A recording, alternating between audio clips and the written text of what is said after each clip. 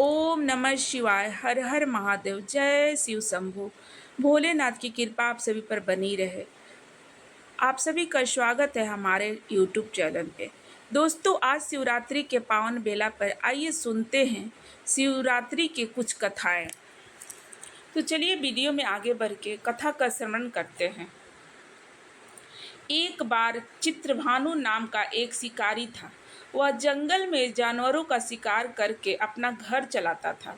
शिकारी के ऊपर साहूकार का बहुत सारा कर्ज हो गया था और समय पे कर्ज ना चुका सकने के कारण एक दिन साहूकार क्रोधित हो गया और उसने चित्रभानु को बंदी बना लिया। जिस दिन साहूकार ने उसे बंदी बनाया था वह शिवरात्रि का दिन था। बंदी रहते हुए शिकारी भगवान शिव से जुड़ी महिमा की बातें सुन रहा था। वहीं पर उसने शिवरात्रि व्रत की कथा भी सुनी। शिकारी का पूरा दिन ऐसे ही गुजर गया। शाम को साहूकार ने चित्रभानु को कर चुकाने के लिए एक दिन का समय दिया और उसे छोड़ दिया। अब कर चुकाने के लिए चित्रभानु पूरा दिन बिना कुछ खाए पिए जंगल में भटकता रहा और उसने वह पूरा दिन शिकार ढूंढते हुए बिता दिया। शिकारी ने रात होने पर अपनी सुरक्षा के लिए एक पेड़ पर मचान बनाने के बारे में सोचा। संयोग से जिस वृक्ष पर वह मचान बनाने के लिए चढ़ा था वह बेल वृक्ष था। उसने उस पेड़ की कुछ टहनियों को तोड़ी और संयोग से बेलपत्र के कुछ पत्ते उसी वृक्ष के नीचे पत्तों के बीच छुपे शिवलिंग पर जा गिरे। इस प्रकार शिकारी ने दिन भर भूखे प्यासे रहकर अनजाने में ही सही पर शिवरात्रि का व्रत कर लिया और शिवलिंग पर बेलपत्र भी चढ़ा दिया। अब रात्रि का एक पहर बीतने के बाद एक गर्भनी हिरनी तालाब के किनारे पानी पीने पहुंची।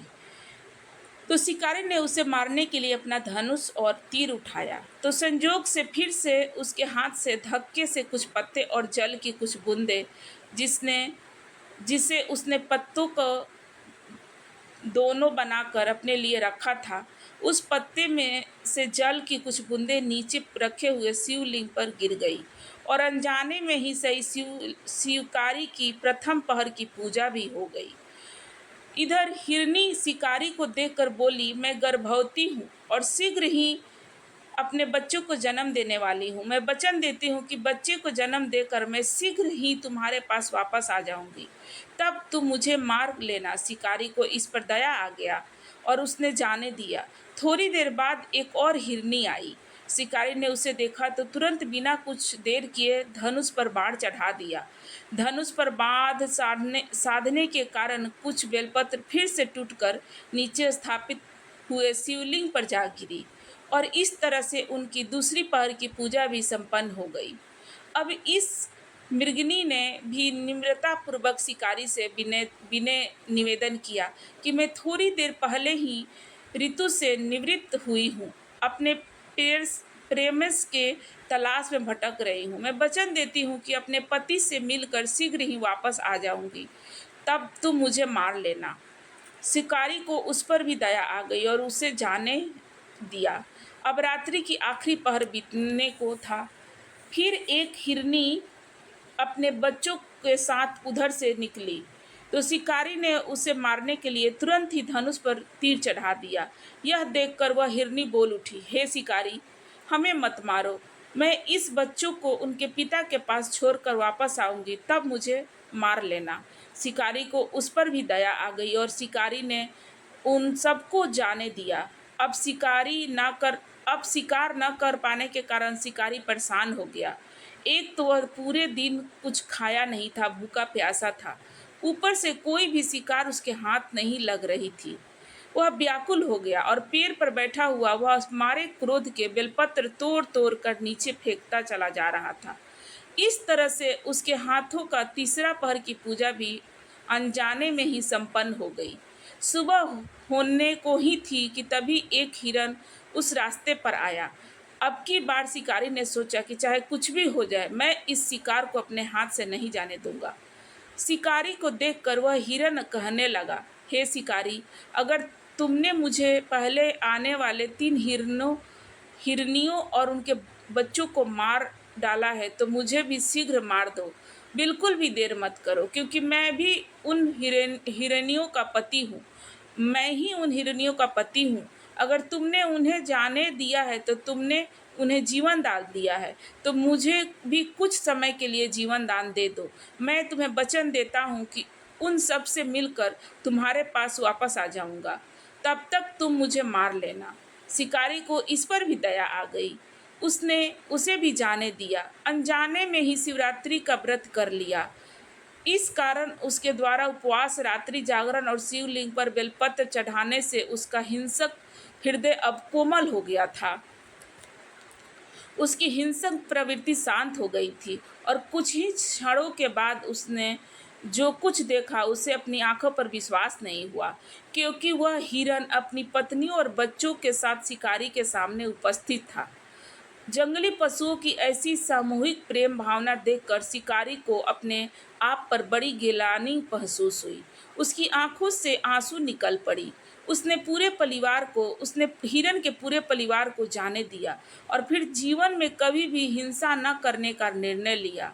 शिकारी के ऐसा करने से भगवान भोलेनाथ उससे प्रसन्न हुए और उन्होंने उसे दर्शन देकर सुख समृद्धि का वरदान दिया। साथ में उसे गृह नाम का प्रदान किया गृह नाम प्रदान किया। मान्यता के अनुसार वह वही गृह था जिसकी भगवान श्री राम ने मित्रता स्वीकार की थी। यह थी शिवरात्रि व्रत के दिन की सुनी जाने वाली शिकारी चित्रभानु की कथा। और आज के दिन भगवान शिव और देवी पार्वती के बीच संवाद की दिव्य कथा, जो कि अमर कथा के नाम से जानी जाती है, अवश्य श्रवण करना चाहिए। ऐसा करने वाले भक्तों को पूरे वर्ष भगवान शिव और माता पार्वती की कृपा बनी रहती है। तो आइए अब श्रद्धा के साथ सुनते हैं अमर कथा। एक प्राचीन कथा के अनुसार एक बार भगवान शिव वन विहार के लिए गए हुए थे। तभी देव ऋषि नारद कैलाश पर्वत पर पहुंचे और माता पार्वती को प्रणाम करते हुए कहने लगे, नारायण नारायण, हे माते, भगवान भोलेनाथ कहीं दिखाई नहीं दे रहे हैं। तब माता पार्वती ने उत्तर दिया, हे देव ऋषि, अभी वो वन विहार के लिए निकल गए हैं, कुछ समय बाद आने ही वाले होंगे। तब देव ऋषि नारद माता पार्वती से कहते हैं, आपकी आज्ञा हो तो आपसे मैं एक विनती करना चाहता हूँ। माता पार्वती ने कहा, कहो नारद, क्या कहना चाहते हो। तब देव ऋषि नारद मुनि बोले, हे माता पार्वती, तीनों लोकों के पालनहार भगवान विष्णु, तीनों लोकों का पालनहार भगवान शिव तो अमर है, लेकिन आपका कई बार जन्म हो चुका है। उन्होंने आपको कभी अमर कथा नहीं सुनाई है, इसका क्या कारण है। और भोलेनाथ तो अमर कथा जानते हैं, और जो अमर कथा सुन लेता है वह जन्म मरण के चक्कर से मुक्त हो जाता है और 84 लाख जोनियों के चक्कर में भी नहीं आता। अगर आप चाहो तो भोलेनाथ से कथा सुन सकती हैं। इतना कहते हुए नारद मुनि आज्ञा लेकर कैलाश पर्वत से वापस चले गए। अब इधर माता पार्वती व्याकुल होकर भगवान शंकर की प्रतीक्षा करने लगी। जब भोलेनाथ वन विहार से वापस लौट कर आए तो देवी पार्वती ने भगवान शंकर से कहा, हे स्वामी, आप तो सृष्टि के दाता हैं, जगत के भाग्य विधाता हैं, और आपकी अर्धांगिनी अत्यंत कष्ट से और व्याकुल से परेशान हो रही है। तब भगवान भोलेनाथ शंकर ने माता पार्वती से उनके कष्ट का कारण पूछा।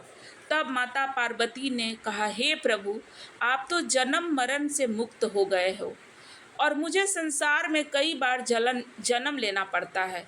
इस बंधन को दूर करने के लिए आप मुझे अमर कथा सुनाने की कृपा करें, नहीं तो मैं अभी आपके चरणों में प्राण त्याग दूंगी। भगवान शिव ने देवी पार्वती की हठ देखी तो कहने लगे, हे देवी, इस संसार सागर को पार करने का रास्ता अत्यंत कठिन है।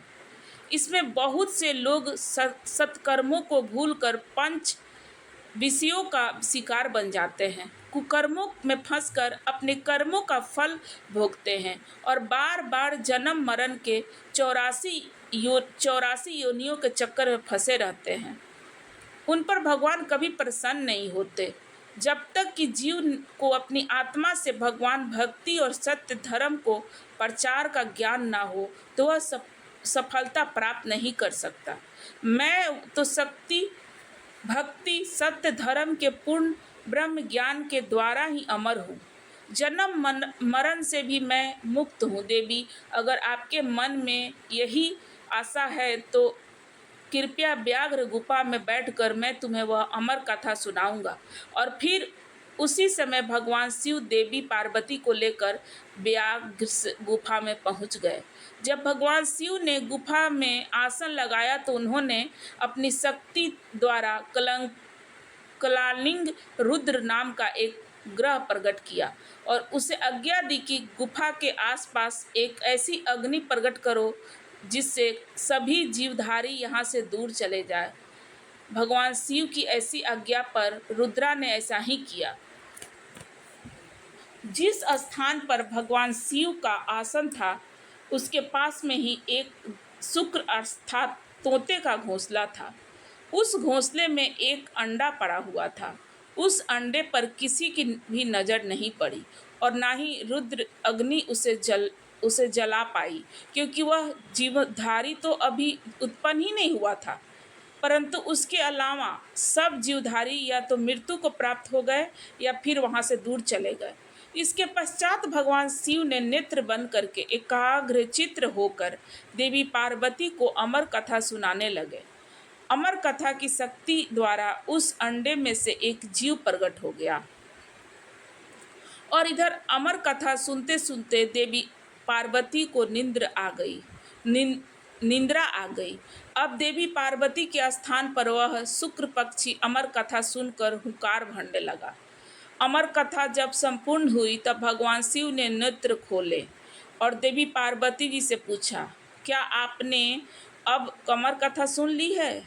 क्या आप अब भी आपके मन में कोई शंका है? तो देवी पार्वती ने हाथ जोड़कर क्षमा मांगते हुए कहा, हे भगवान शिव, हे प्रभु, मुझे क्षमा कर दीजिए, मैंने अमर कथा पूरी नहीं सुनी।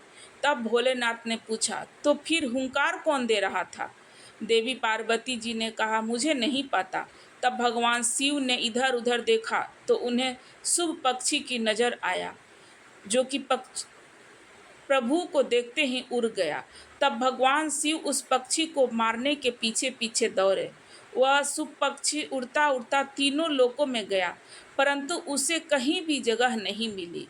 उस समय श्री वेद व्यास जी की धर्मपत्नी अपनी कुटिया के आंगन में सिर के बालों को सुखाते हुए जमाई ले रही थी। तभी वो शुभ पक्षी उनके मुख के द्वार उनके उदर में प्रवेश कर गया।